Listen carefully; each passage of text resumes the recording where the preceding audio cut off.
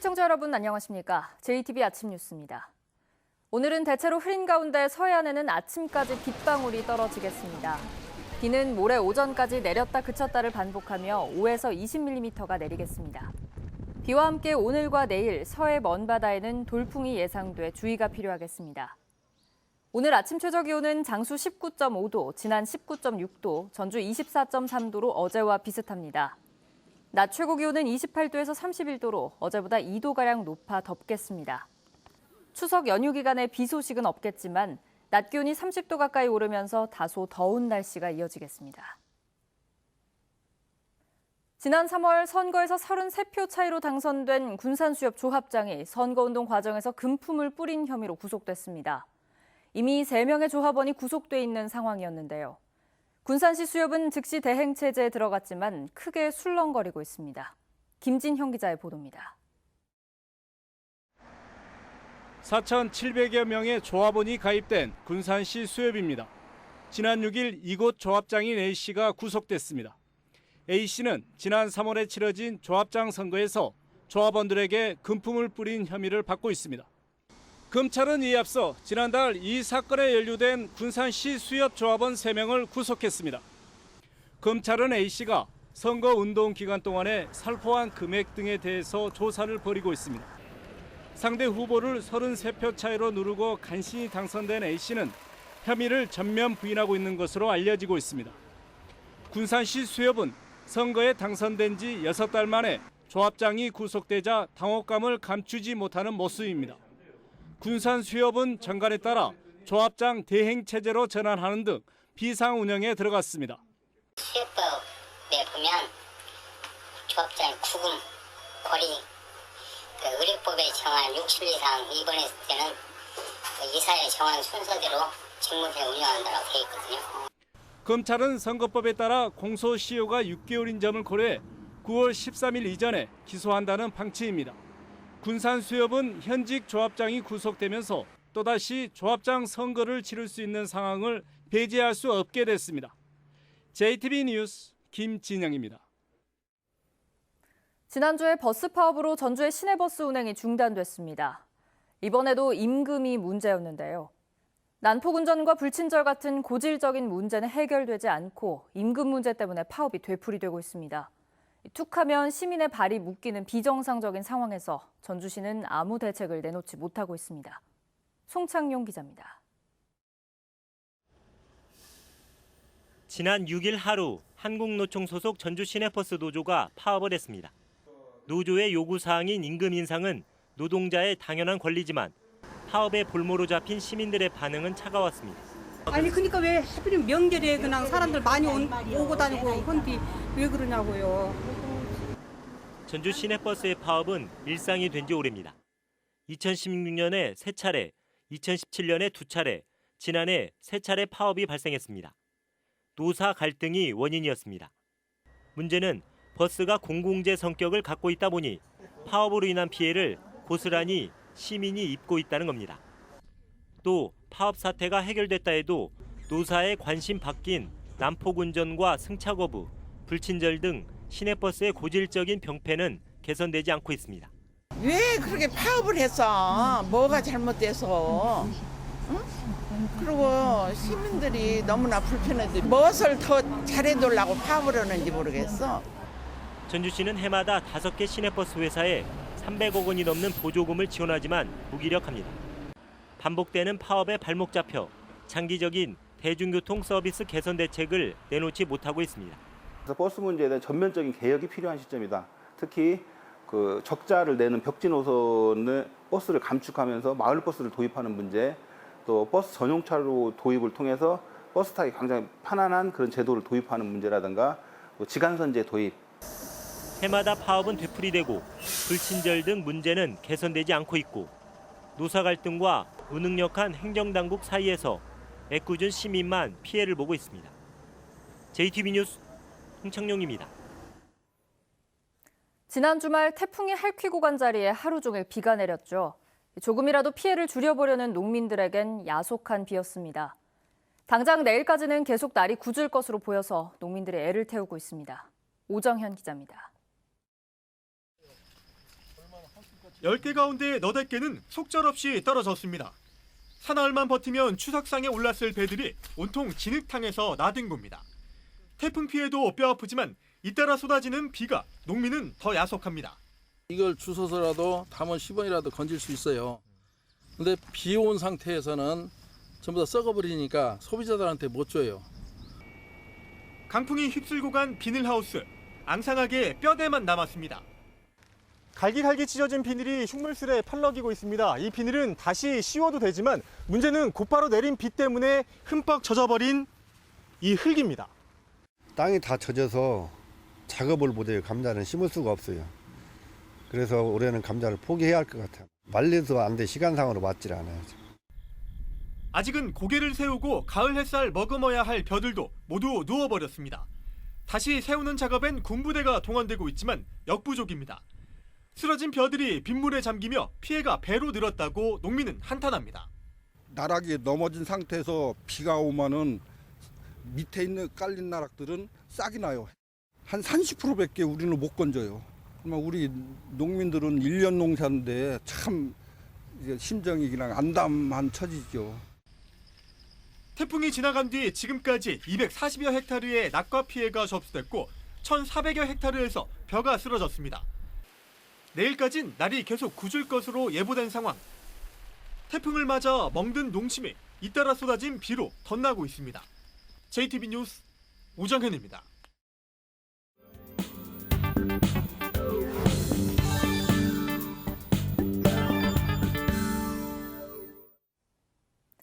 JTB 전주방송은 그동안 서울 중심의 플랫폼 경제가 지역 경제를 어떻게 잠식하고 있는지 그 실태와 전북형 공유경제의 현실을 살펴봤습니다.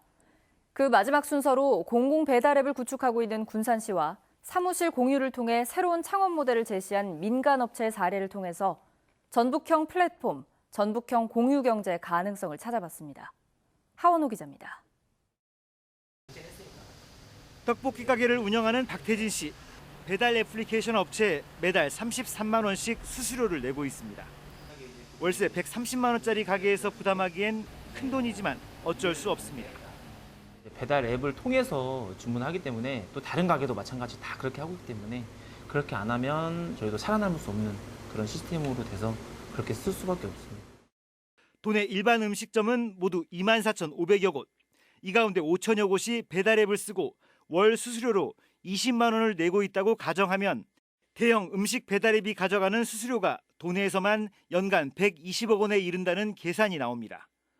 군산시가 지역자금 유출을 막기 위해 무료 공공 배달 앱 배달의 명수를 구축하고 있습니다. 군산상고 야구의 전설 역전의 명수에서 이름을 빌렸습니다. 민간 배달 앱과 경쟁해 이길 수 있겠냐는 우려도 있지만 10% 할인 혜택이 있는 군산사랑 상품권을 연계하면 승산이 있다는 게 군산시의 설명입니다. 물가 안정도 기할 수가 있을 것으로 보고 있고 근본적으로는 어떤 그 자립 경제, 군산시 어떤 그 자립 경제를 실현하는데 도움이 될 것으로. 공유 사무실 창업 사례도 눈여겨볼 만합니다. 스페이스 코웍은 업무와 모임 공간을 공유하는 업체입니다. 이제 막 사업을 시작한 창업자와 230년 전에 설립된 미국 최고의 은행이 한 사무 공간을 공유합니다. 비용 절감은 물론 입주 업체끼리 협력 체계를 구축할 수 있다는 게 큰 장점입니다.